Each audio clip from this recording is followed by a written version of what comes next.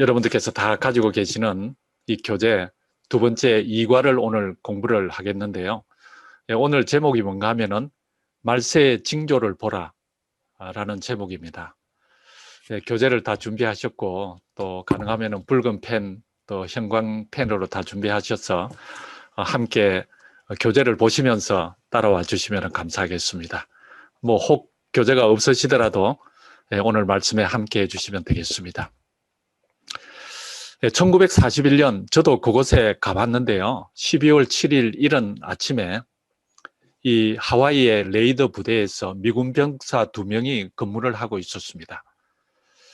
일요일이었기 때문에 많은 인원이 필요 없이 이 2명만 이렇게 근무를 하고 있었습니다. 이들의 주된 임무는 레이더로 하는 그 대공 감시였습니다. 오전 7시 20분경 레이더망에 50여 대의 비행기가 접근하고 있는 것이 포착이 됩니다. 이들은 그 사실을 즉시 보고합니다. 하지만 그 상관은 걱정할 필요가 없다며 무시하게 됩니다. 그런데 그 후 1시간도 채 지나지 않아서 진주만의 폭격이 시작되었습니다. 우리가 이 스토리를 너무나도 잘 알죠. 그런데 그 폭격으로 인해서 2,400명의 군인들이 사망합니다. 폭격이 있기 51분 전 적군의 공격이 있을 것이라는 명백한 그 징조가 있었음에도 불구하고 이를 무시한 것이죠. 그리고 그 결과는 정말 참혹했습니다. 성경은 예수 그리스도의 재림이 가까웠다는 것을 여러 징조들을 통하여 분명하게 증언하고 있습니다. 마태복음 24장 3절에는 예수께서 감람산 위에 앉으셨을 때에 제자들이 조용히 와서 이르되 우리에게 이르소서 어느 때에 이런 일이 있겠사오며 또 주의 임하심과 세상 끝에는 무슨 징조가 있사오리까? 제자들은 예수님의 재림과 이 세상의 끝을 사실상 동일하게 생각했습니다. 그래서 예수님의 재림과 이 세상 끝 무슨 일이 있겠습니까? 그렇게 어떠한 징조가 그때 있을 것인지를 예수님께 묻고 있는 것입니다. 그리고 예수님께서는 이렇게 대답하십니다. 그러나 그 날과 그때는 아무도 모르나니 하늘의 천사들도 아들도 모르고 오직 아버지만 아시느니라. 예수님께서는 하나님 아버지를 제외하고는 그 어느 누구도 자신이 다시 오시는 날을 알 수 없다고 답변하셨습니다. 그렇기 때문에 재림의 날짜를 정하는 것은 성서적이지 못한 것이죠. 이와 동시에 재림의 임박성을 알리기 위하여 성경의 예언들과 세상의 징조들을 함께 살피라고 그렇게 말씀하십니다. 우리는 예수님의 재림이 가까웠다는 것을 정말 알 수 있을까요? 이 마태복음 24장 32절 33절에는요. 무화과 나무의 비유를 배우라. 그 가지가 연하여지고 잎사귀를 내면 여름이 가까운 줄을 아나니 이와 같이 너희도 이 모든 일을 보거든 인자가 가까이 곧 문 앞에 이런 줄 알라. 여기 성경 말씀 가운데 빨간 부분은 여러분들께서 빨간 펜으로 교재에다가 적어 넣으시면 되겠습니다. 이미 공부하신 분도 계시겠지만은 이 나무의 가지가 연하여지면 그러니까 초록색으로 이렇게 바뀌어지면 그 나무에서 곧 잎사귀가 나게 될 것이라는 그런 징조 있죠. 푸른 잎이 무성해지는 것은 곧 여름이 오고 있다는 징조입니다. 마찬가지로 예수 그리스도의 재림이 가까웠음을 알리는 시대의 징조들을 하나님께서 우리들에게 예언을 통하여 보여주셨습니다. 그리고 예수님의 초림에 대한 그 많은 예언이 있었던 것처럼 예수님의 다시 오심에 대해서도 분명한 예언의 말씀이 있는 것입니다. 마태복음 24장 8절에는 이 모든 것은 재난의 시작이니라. 이 모든 것은 무엇인가? 그 징조에 대한 모든 것은 재난의 시작이다. 그렇게 말씀합니다. 여러 재림의 징조에 대해 말씀하신 후에 그것을 가리켜 재난의 시작이라고 말씀하신 것이죠. 여기서 이 재난이라는 단어는 헬라어로 오딘이라는 단어인데요. 이 의미는 문자적으로 하면은 산통을 의미합니다. 산통. 우리 여성분들은 더 잘 알겠죠? 즉 예수님은 출생을 빗대어 재림의 징조를 묘사하고 계신 것입니다. 이 원어상으로 보면 그렇다는 것이죠. 산모가 출산할 때가 가까워짐에 따라 산통의 빈도와 강도가 증가하게 됩니다. 마찬가지로 재림이 가까워질수록 징조도 더욱 강하고 빈번하게 발생할 것이라는 그런 예언의 말씀인 것이죠. 이 정치적 징조, 어떤 것이 있는가? 마태복음 24장 6절로 7절에는 난리와 난리, 소문을 듣겠으나 민족이 민족을, 나라가 나라를 대적하여 일어나겠고, 우리도 잘 알다시피 인류 역사상 전쟁은 늘 있어 왔습니다. 처음에는 맨손으로 싸웠습니다. 그런데 그 후에는 무기를 만들어서 칼과 창으로 더 효과적으로 전쟁을 합니다. 그러나 그것뿐만 아니라 21세기에는 폭탄으로, 그리고 로봇으로, 지금은 드론 같은 것으로 상대방을 보지 않고도, 이 상대방을 보지 않으니까요, 죄책감도 없이 아주 효율적으로 대량으로 살상하며 전쟁하는 것이 이 오늘날은 너무나 당연시 되고 있습니다. 여러분들께서 그 교재 밑에 보시면은 최근 주요 전쟁에서 그 사망한 사람들이 정말 우리가 가히 짐작하지도 못할 만큼 그렇게 많은 숫자가 전쟁을 통해서 사망했습니다. 이 한국에서도 이 한국 군인들이 참전 용사로 많이 갔던 베트남 전쟁에서는 무려 100만 명 이상이 그 전쟁으로 인해서 사망했습니다. 그런데 이것은 점점 더해지고 있습니다. 난리와 난리, 소문을 듣겠고, 민족이 민족을, 나라가 나라를 대적하여 전쟁이 계속해서 일어날 것이다. 성경은 그렇게 예언하고 있습니다. 그래서 우리 주변에 일어나는 그 전쟁을 보게 되면 우리는 정말 예수님의 재림에 대한 징조구나 하는 것을 깨달아야 함을 말씀하는 것이죠. 여러분들께서 이 도표를 보시겠지만 유엔의 자료에 의하면 이 그래프에서 보는 바와 같이 수많은 전쟁과 테러로 인한 사망자 수와 난민의 수가 아주 급격하게 증가하고 있음을 우리가 이 그래프를 통해서 볼 수 있습니다. 이 최근에 와서는 너무나 급격하게 그 사망자 수가 증가하고 있습니다. 이 의미는 재림의 산통이 예수님의 말씀에 비추어서 본다면 증가하고 있는 것이죠. 이 물리적 징조도 있는데요. 마태복음 24장 7절에 보시면 곳곳에 기근과 지진과 전염병이 있으리니, 이 미국 지질학회 연구에 의하면 집이 무너질 정도의 지진인 이 6에서 8 사이의 진도, 이 지진은 1600년대 이전에는 100년에 한 번꼴로 발생했다고 합니다. 100년에 한 번꼴. 그러나 1600년대가 지나면서 아주 조금씩 증가하게 됩니다. 그리고 21세기 접어들면서 그 빈도수가 아주 급격하게 증가하는 것입니다.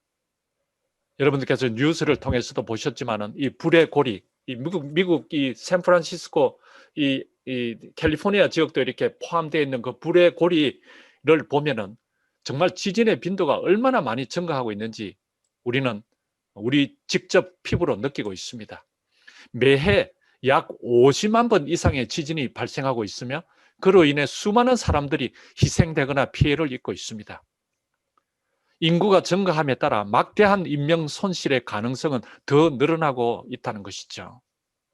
이 빈번해지는 지진, 때로는 쓰나미를 같이 포함해서 이 지진의 발생은 예수님의 재림이 가까이 왔음을 알리는 징조입니다. 또한 전 세계 10억 명의 사람들은 매일 충분한 음식을 먹지 못하고, 여러분 이 기록을 보면 정말 놀라울 일 아닙니까? 10억 명. 그러니까 70억, 60억 전체 세계 인구가 그렇다는데 그중에 7분의 1, 6분의 1이 매일 음식을 충분히 먹지 못하고 있는 그런 현실입니다. 5억 명의 사람들은 만성 영양실조에 시달리고 있다고 합니다. 우리가 정말 절감하고 있는 전염병과 질병 또한 재림의 징조인 것입니다. 그래서 많은 사람들은 그렇게 이야기합니다. 이 코로나19 정말 역사상 이런 전염병은 한 번도 없었는데 이렇게 전 세계적으로 수천만 명의 사람들이 이 감염이 되는 이런 전염병, 정말 예수님의 재림에 대한 징조임에 분명합니다. 이 CDC 보고에 따르면은 여러 희귀 질병들이 점점 더 많은 사람들을 위협하고 있다고 그렇게 말합니다. 그래서 지금 또 변종 바이러스가 생겨나고 있습니다. 여러분, 정말 우리가 이런 것을 볼 때 예수님의 재림의 산통이 점점 더 빈도가 많아지고 강해지고 강도가 강해지고 있음을 우리는 알 수 있습니다. 다니엘서 12장 4절에 보시면은 다니엘아 마지막 때까지 이 말을 간수하고 이 글을 봉함하라. 많은 사람이 빨리 왕래하며 지식이 더하리라. 다니엘은 마지막 시대의 징조로 영적인 지식의 증가와 함께 세속적인 지식과 기술의 급격한 증가를 예언합니다. 불과 수십 년 전에는 인터넷이라는 것은, 그리고 이 스마트폰이라는 것은 아예 존재하지도 않았습니다. 제가 정말 기억나는데 이 스마트폰이 얼마나 컸는가 하면은요, 이렇게 잘 들고 다니지 못해가지고 허리춤에 차는 그 집까지 이렇게 같이 해가지고 구입해야 차고 다닐 정도로 그렇게 큰 그런 폰이었고, 스마트폰도 아니었죠. 그런데 이런 스마트폰이 지금 아마 뭐 한 가정에 보통 식구 수대로 스마트폰이 다 있을 것입니다.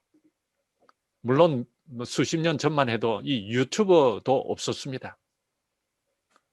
우리 교회에서도 유튜버를 통해서 선교하시는 분들도 계시고 활동하시는 분들이 계신데요. 피아노도 하시고 또 성경 말씀도 올리시고. 그런데 이 유튜브도 사실 몇 년 전만 해도 없었습니다. 그러나 이제는 유튜브를 통해서 효과적으로 전 세계 사람들과 소통할 수 있는 그런 세상이 된 것입니다. 정말 불과 몇십 년 전과 비교해 본다면 얼마나 놀라운 그런 발전인지. 사람이 빨리 왕래하며 지식이 정말 더하고 있습니다. 이 지식의 증가는 예수님의 재림의 분명한 증거입니다. 사회적으로도 마찬가지입니다. 마태복음 24장 37절에는 노아의 때와 같이 인자의 임함도 그러하리라. 예수님은 재림 직전 세상의 도덕적인 상태가, 이것은 예수님께서 도덕적인 상태를 말하는 것이잖아요. 이 도덕적인 상태가 노아의 홍수 전 세상의 상태와 동일할 것이라고 말씀하셨습니다. 그리고 그 노아의 때가 어떠했는지에 대해서는 다음과 같이 이야기합니다. 창세기 6장 5절의 말씀입니다. 여호와께서 사람의 죄악이 세상에 가득함과 그 마음으로 생각하는 모든 계획이 항상 악할 뿐임을 보시고, 그런 것을 보신 것입니다. 하나님께서. 이 사회의 부도덕과 폭력은 통제 불가능한 그런 상태가 되어가고 있습니다. 여러분, 정말 시대가 갈수록 이러한 악은 더해질 것이다라고 성경은 예언하고 있는 것이죠. 그리고 이러한 악은 도덕적 타락으로 이어져서 분명한 그런 재림의 징조가 되고 있습니다. 마태복음 24장 12절에는 불법이 성함으로, 이 노아의 때와 비슷합니까? 불법이 성함으로 많은 사람의 사랑이 식어지리라. 이 죄악이 관영하고 불법이 성하고, 모든 부부는 서로 뜨겁게 사랑하기 때문에 결혼한 것입니다. 그러나 그 뜨거운 사랑이 곧 식어집니다.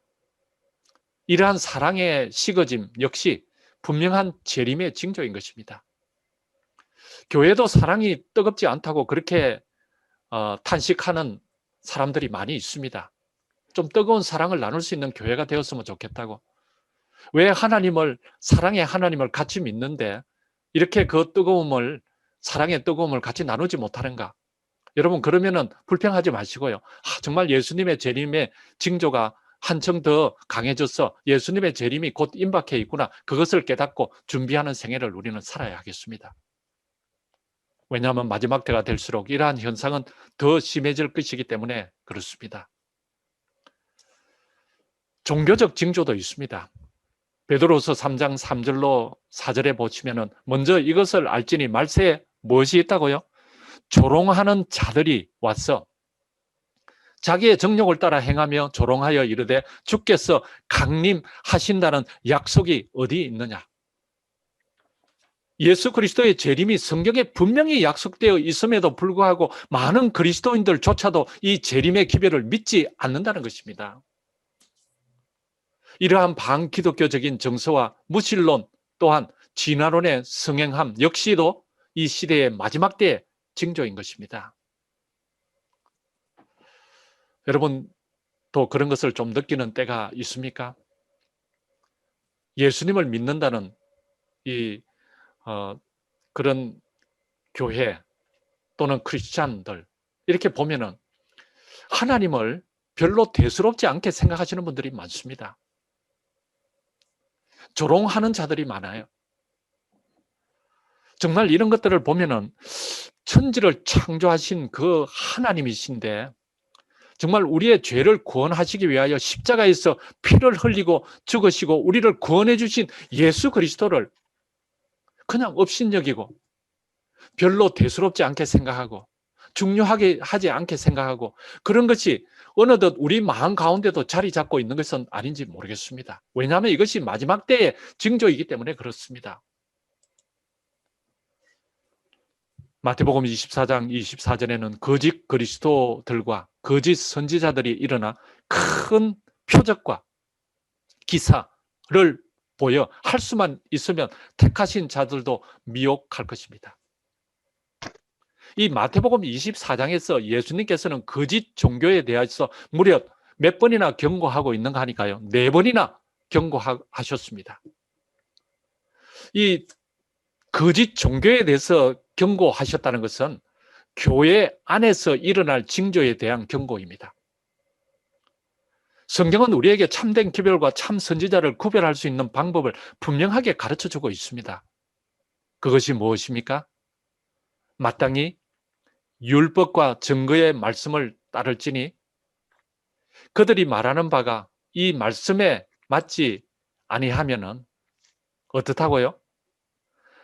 그들이 정녕 아침 빛을 보지 못한다고 말씀합니다. 여러분 정말 그렇습니다.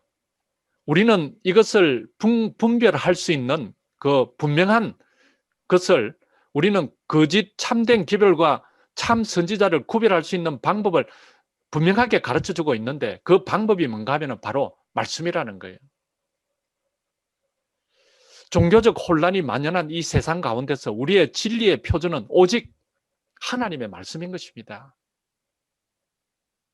그래서 올해 2021년도에도 우리가 다시 한번 지금까지 잘 해오시지만 다시 한번 더 성경을 창세기부터 시작해서 매일 새벽마다 통독을 하는 거예요. 왜 그렇게 우리가 성경을 읽습니까? 왜냐하면 성경을 통해서 우리는 분명한 그 진리를 분별할 수 있기 때문에 그렇습니다. 그리고 선지자가 참 선지자가 어떤 것이 참 선지자인지 우리에게 외쳐지는 기별이 어떤 것이 진짜 기별인지 우리가 살아야 하는 것이 어떻게 하는 것이 정도인지 그것을 말씀을 통해서만이 우리가 배울 수 있기 때문에 우리는 그것에 더 많은 비중을 두고 거기에서 제일 중요한 우리의 처음 하루를 시작하는 그 시간을 떼서 하나님의 말씀을 읽는 것입니다. 왜냐하면 진리의 표준이 오직 하나님의 말씀이기 때문에 그렇습니다. 물론 화요 성경 교실에 들어오신 분들은 다 그 말씀을 새벽마다 이렇게 읽고 하루를 시작하기 전에 읽고 계시겠지만 혹 아직까지 시작을 안 하셨다면 지금도 늦지 않습니다. 여러분들께서 꼭 말씀으로 여러분들의 신앙의 기초를 다지는 그러한 신앙 삶이 되시기를 간절히 바랍니다. 요한계시록 13장 13절로 14절에는 큰 이적을 행하되 심지어 사람들 앞에서 불이 하늘로부터 땅에 내려오게 하고 짐승 앞에서 받은 바 이적을 행함으로 땅에 거하는 자들을 미혹한다고 그렇게 기록하고 있습니다. 그리고 여러분 계시록 16장 14절에는 그들은 귀신의 영이라. 그 사람들이 누구인가? 귀신의 영이라. 이 귀신의 영이라 딱 그러니까 여러분 생각나는 게 있습니까? 어떤 술사가 생각이 납니까? 예, 금방 우리가 강신술사들이 생각이 납니다. 이적을 행하여 온 천하 왕들에게 가서 하나님 곧 전능하신 이의 큰 날에 있을 전쟁을 위하여 그들을 모으더라. 여러분, 현대에는 이 무당과 미신 그리고 죽은 자와 접신하는 강신술이 대중화되었습니다. 여러분들도 신문을 통해서 여러 번 보셨겠지만 미국 이 정말 초강대국인 미국의 그 백악관 안에도 이 점성술사를 거기에서 불러가지고 정책을 그 점성술사를 통해서 이렇게 좀 가르침을 받고 그렇게 한다는 그 뉴스를 보면은 정말 이게 어떻게 이런 일이 있을 수 있을까? 그렇게 우리가 느끼잖아요. 그런데 여러분, 생각 외로 이 강신술이 사람들의 마음을 미혹하고 있습니다. 사탄은 그 이적과 초자연적인 일들로 사람을 미혹할 것입니다. 앞으로는 아마 분명히 더 할 거예요. 그래서 여러분, 이런 것을 보시면 이 역시도 분명한 재림의 징조인 것을 우리는 알아야 하겠습니다. 디모데후서 3장 1절로 2절 그리고 5절에는 너는 이것을 알라. 말세에 뭐 하는 때가 있다고요? 고통하는 때가 이르러 사람들이 자기를 사랑하며 경건의 모양은 있으나 경건의 능력은 부인한다 그랬습니다. 바울은 마지막 때에 하나님을 믿는 많은 이들이 이름뿐인 신앙인이 될 것이라고 예언했습니다. 이름뿐인 신앙인. 정말 얼마나 두려운 그런 견책입니까? 우리는 절대로 이름뿐인 신앙인이 되어서는 안 되겠습니다. 말씀을 대할 때는 이렇게 살아야 되겠다. 그렇지만 실생활에서 전혀 그런 것이 나타나지 않는, 정말 경건의 모양만 있고 경건의 능력은 전혀 나타나지 않는 이중 생활을 하는 그런 신앙인이 있을 것이라고 예언하고 있습니다. 여러분, 우리는 절대로 경건의 모양만 가지고 있는 그런 그리스도인이 아니라 영적인 능력이 우리 안에서 살아나서 정말 영성적인 하나님의 말씀에 순종하고 말씀의 능력을 체험하는, 말씀대로 순종하기를 원해서 성령의 그 도우심과 함께하심과 인도하심을 간구하는 우리가 그러한 하나님의 자녀들이 꼭 되어야 하겠습니다. 이 천국 복음이 모든 민족에게 증언되기 위하여 온 세상에 전파되리니 그제야 끝이 오리라. 재림 전에 있을 희망의 징조는 이 천국 복음, 그러니까 예수님을 통한 구원의 기쁜 소식이죠. 이 천국 복음이 온 세상에 선포된다는 것입니다. 그것이 우리에게 희망이 되고 소망이 되는 것이죠. 그리고 이 예언의 성취는 현재 진행형입니다. 계속해서 천국 복음이 세천사의 기별을 통해서 온 세상에 전거되고 있는 것이죠. 그러므로 너희도 준비하고 있으라. 생각지 않은 때에 인자가 오리라. 왜 우리가 준비하고 있어야 하는가? 왜냐하면 그 날과 그 시는 아무도 모르고 아버지께서만 알고 생각지 않은 때에 인자가 오실 것이기 때문에 우리는 항상 준비된 그런 삶을 살아야 하겠습니다. 비록 우리가 재림의 날을 정확히 모르지만 그러나 우리는 그 날을 준비하며 오늘을 살아야 하는 것입니다.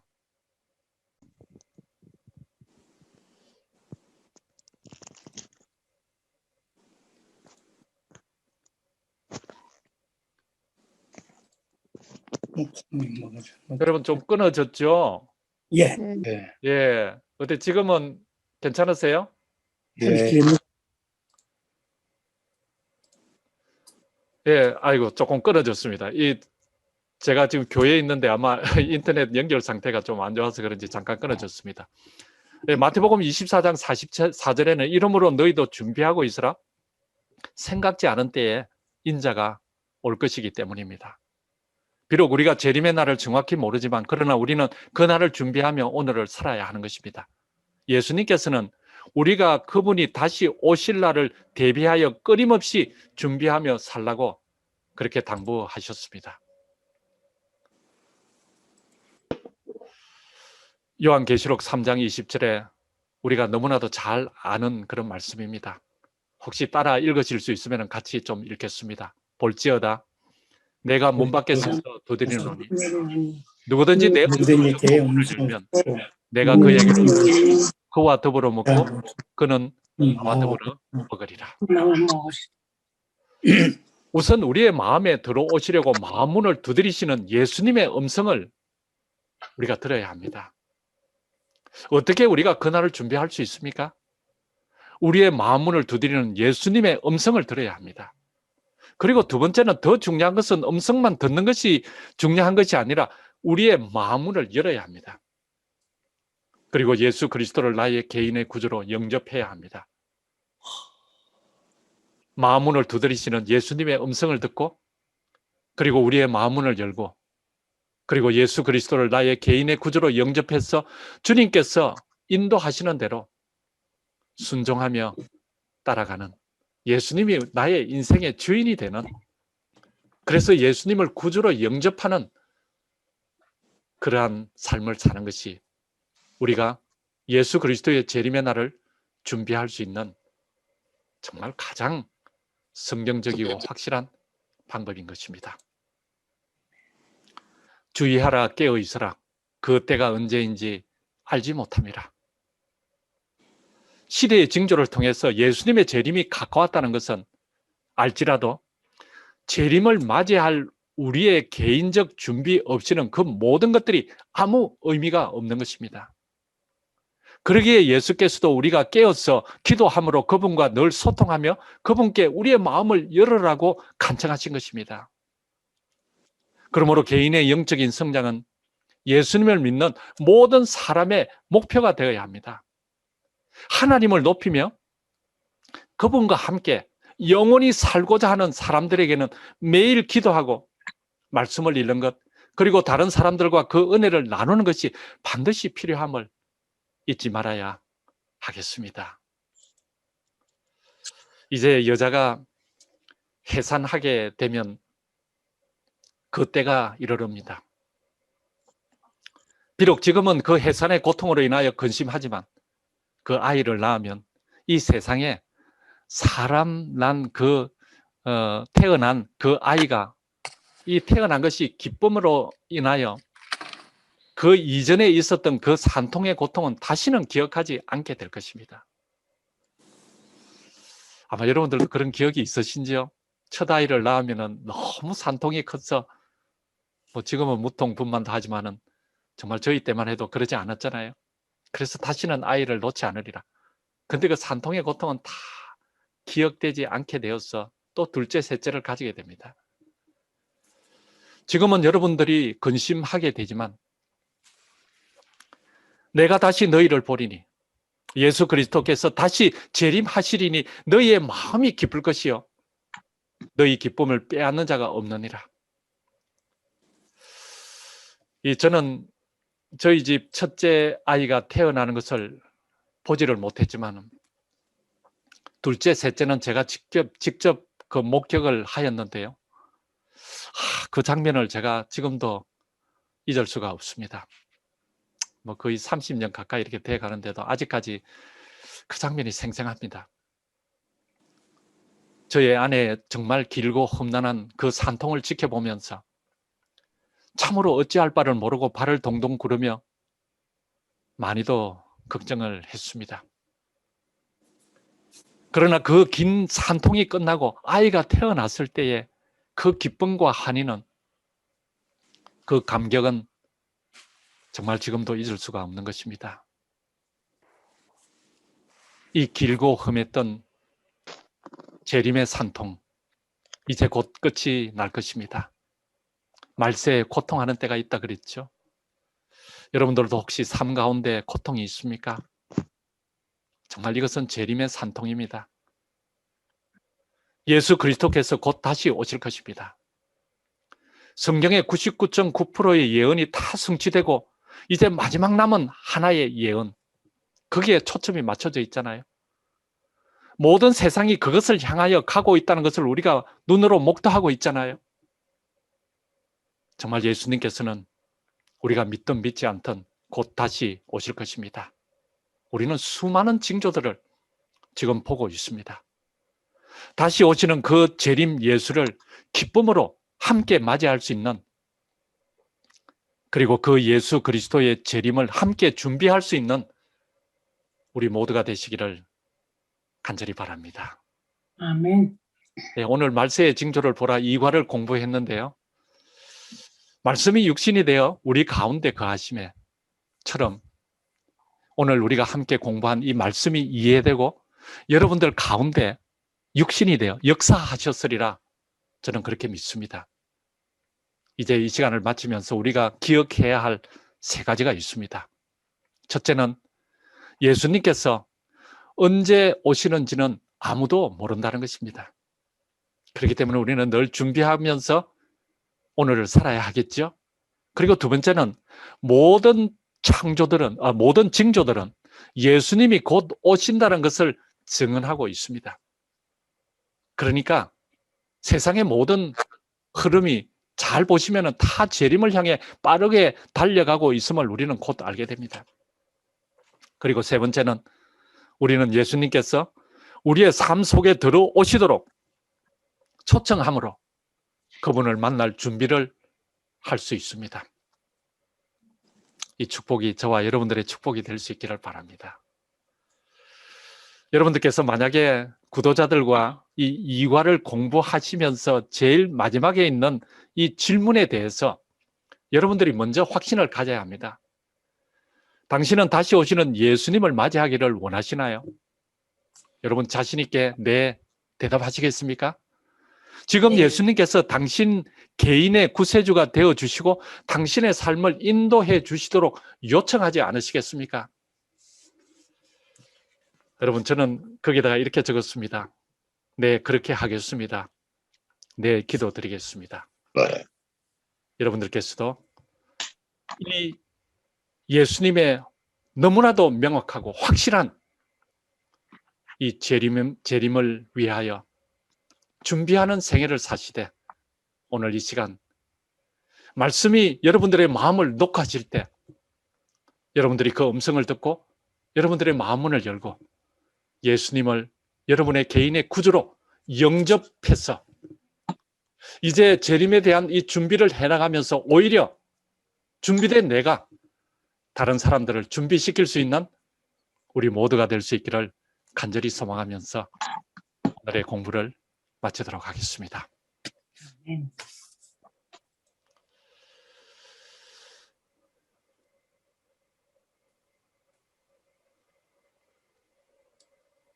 네, 이제 제가 이것은 좀 스탑을 하고요.